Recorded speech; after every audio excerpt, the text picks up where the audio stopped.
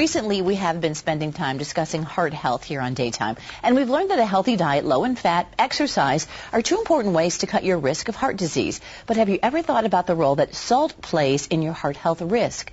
Our guest today is a cardiovascular surgeon from Springfield Regional Medical Center and the author of a book, Salt Kills, and it looks at the potentially deadly role that salt plays in our diet. And joining me today is Dr. Surendranath Neravetla, and he is here from Springfield. Doctor, nice to have you here.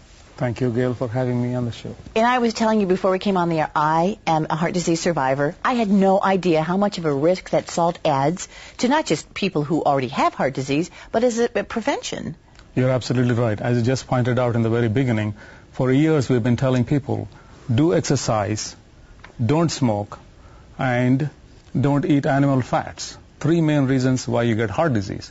But when I went to India to visit my folks recently, I found out just about everybody my age and older has heart disease and other problems just like we have here, except they don't smoke and they don't eat animal fats like we do here. And then I found out by digging through the research that salt is the largest and by far the most widely ignored and also the most easily preventable cause of health problems. And that's how I ended up writing the book to explain it. This is interesting in the fact that you think you're the first one who's really written a book about the fact that salt can be so deadly, and that we really have been ignoring this for so long. Well, we know for a long time salt causes high blood pressure.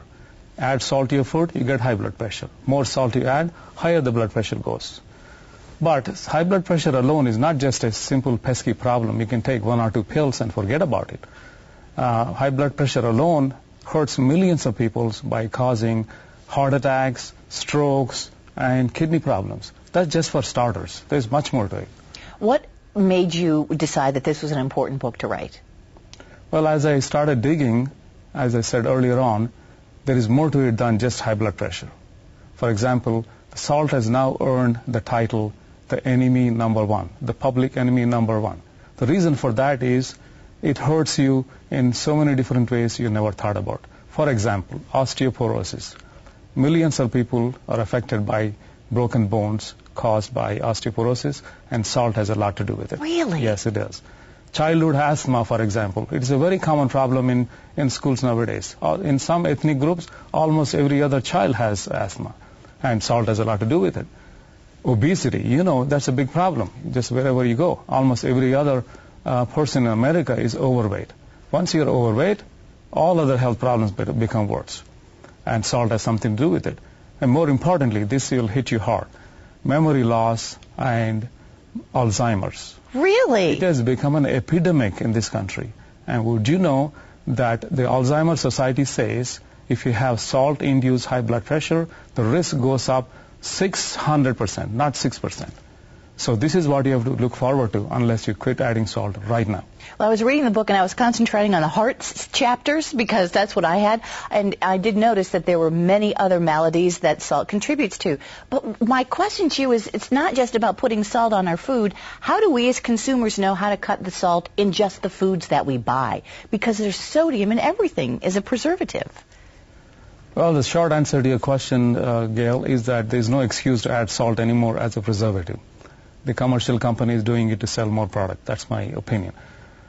But you need to pick the choice with the lowest salt possible in the things that you want to buy. But you also need to know that 80% of the excess salt we consume actually comes from preserved foods and processed foods, not that you're just adding it on the table. Right. So you have to be a good consumer and read labels, right? Yes, you do have to be a good consumer and read labels. The most interesting part about Salt Kills, besides the fact that it offers this new information, is that it's information for the everyday person. This is not a medical journal. This is for every folk. You're absolutely right, Gail. I want to just make one point here. We took the medical information from thousands of publications and simplified into eye-catching illustrations, easy to understand language, and simple analogies to explain how many different ways salt hurts you. I'll give you one example. Here is a graph show you to focus you on prevention. This guy here is mopping the wet floor without turning off the leaky faucet. Now in this analogy, the mop is the pills that we take. Unless you turn off the leaky faucet, the cause of it, the preventable cause, like salt intake, you're never going to catch up. We want you to turn off this leaky faucet. Don't just depend on the mop and take pills. Well, Doctor, we want folks to know that, yes, this book is available at Amazon.com, and they can find more information on the website that we have on the screen as well. It's a pleasure to have you here. Thank you so much. Thank you very much.